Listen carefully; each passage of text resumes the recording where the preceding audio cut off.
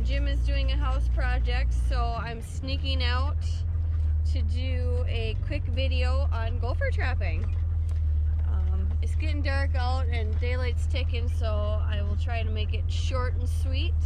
I'll show you the types of traps that we use, what to look for, how to find the tunnels, and then tomorrow morning I will come back out and we'll check to see if we've caught any. We did pull all of our traps recently just because we had rain headed our way, and we don't like driving across the hayfield when it's all wet, because then obviously you leave ruts. And yeah, so I'm just gonna set a few out. I doubt I'll get them all set tonight. We've been doing a pretty good job about keeping the gophers down this year, so there isn't a whole lot of mounds. Our hired hand did come out and drag a few of the areas. I'm in a pasture right now where I know there's a few gophers that we still have to trap in here yet. But yeah, I will take you along and hopefully we can get some decent videos with how dark it's getting. I got the Jeep, so we got some good lights with us, so we'll take you along. So the first tool I'm going to show you is our hole finder. You'll see on the tip here, it's bulged out just a little bit, so that's a little thicker than the actual rod. And then it just comes down to a nice T-handle. So this is a fresh gopher mound. You can see the older ones, they got the cracks and the stuff running through. But this one, you'll see that there's a semicircle right in this area. So 9 times out of 10, the hole will be somewhere on this side, if not on side to side. They usually don't run this way because usually when the gopher comes up, they're, back dragging everything this way, and that's what creates this berm here. I am not a professional at this at all, by any means, but we'll see if we can't find a hole in here. Let's see if my tripod will stand up.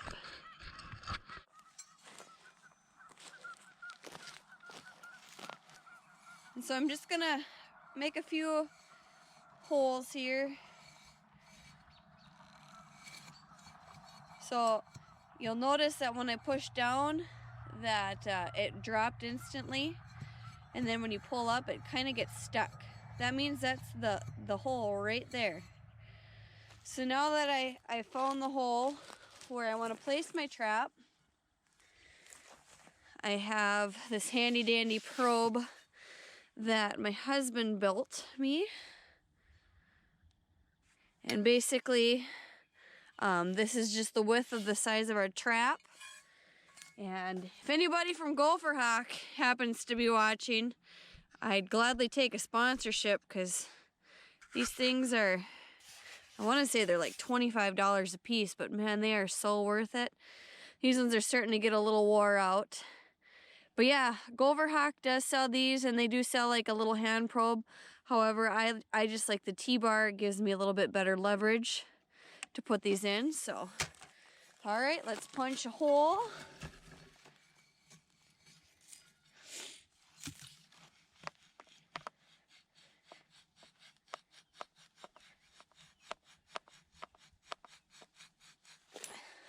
There we go.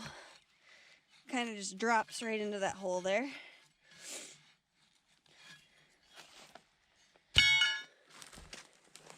And then you insert your Gopher Hawk. You'll notice that there's this yellow mark here that will pop up.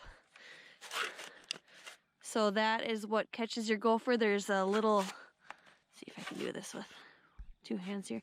So there's a little trigger in here that once they hit that, this thing will snap down, and then that catches the gopher there. So insert this into the hole, and then you just place your hand here and pull up the bottom part, and that'll set. So you'll notice that the yellow is now gone, and it will tell you when it has been triggered. And then the last step is just to insert the flag so we don't lose it in the field. Alright, this little bugger, he's he's escaped me a few times. You can see some of his old berms here. However, this one is a lot darker in color, so it still has some moisture in the dirt or clay, or as you can tell, we're in sandy soil here. So we will see if we can't catch him. He's outfoxed me a few times. I've tried a few holes over there, but you can see the damage that these guys do to our fields. So we'll see if we can catch him.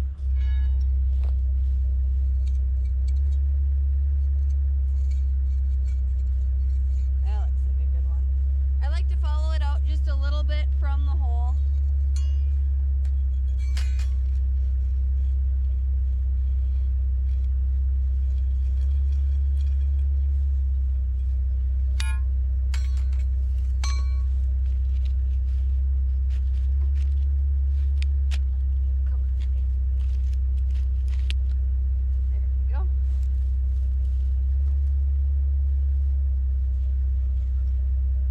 As you can see, it is extremely quick to set these up. We used to use the death clutches, some other kinds. I can show you those here in a second. So here on the ranch we use 4 types of gopher traps. I will say, since we've had the Gopher hawks, I haven't used these other 3 very often. Again, the Gopher hawks are fantastic. It shows you when you got something in the trap. You don't have to go out and check, get out of the pickup and check every single time. Once in a while they do clog up the ends and you got to go check it, but the Gopher hawk works by having a little trap here. That's the little trigger that once the gopher hits it, it'll slam shut. Yellow indicator shows that you have one. The other one that we have is, we used to use these all the time. Super easy to set. Basically you clear out the holes, the gopher runs in here, traps this, and then it catches them by the belly. These ones were tried and true. We got the death clutch, again, kind of the same concept. It'll run through here. Wrap this around, get some tension so that when they come through and hit the trigger, again, it will catch them by the belly. And then sometimes we get a hole or a den that we find that has multiple tunnels leading to one area. I like to use just the standard pan trap. This is probably one of the only traps that they're not going to plug in on you. Very rarely have I gotten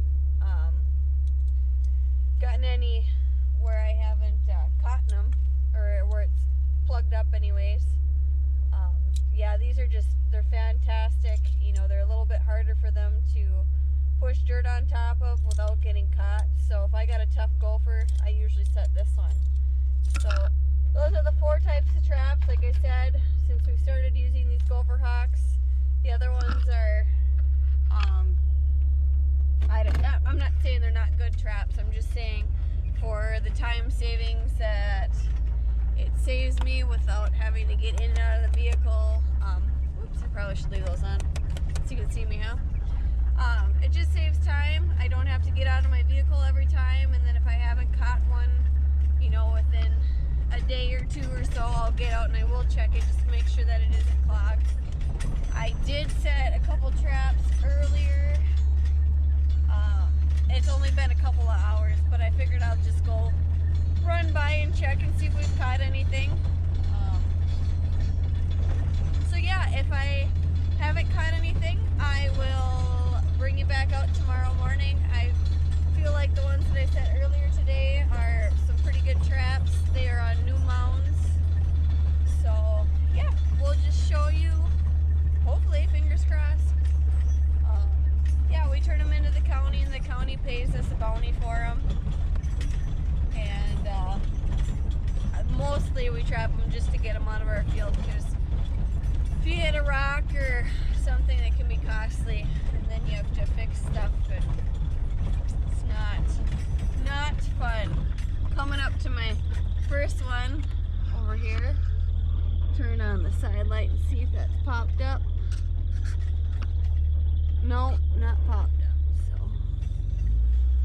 check. I think I got 2 more set out here, so yeah, if not, we'll come back in the morning and check and see how it's going. Alright, so we're coming up on trap number 2 that I set earlier today. We'll see what we got going on here. Oh, look at that. Looks like we may have caught one already. You can see that the yellow portion has tripped.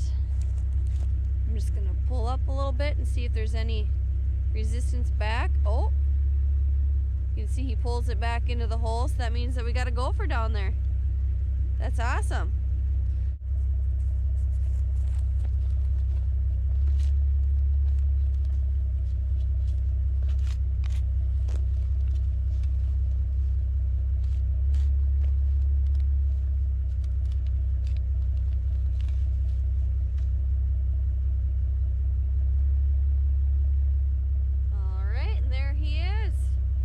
Nice big one.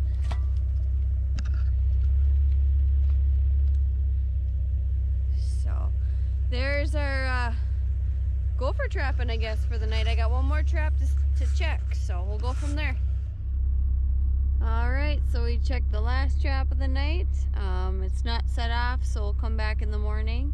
If you enjoyed the video, don't forget to like and subscribe, and I'll try to get another video here posted in the daylight, just because I know it's probably a little bit difficult to see what's all going on. I know I shot this one really late, but it's been crazy busy the last few nights, and I just wanted to get a video out there in case you guys are prepping a field for haying, or if you're having problems with in your pastures. So yeah, let me know what you think, and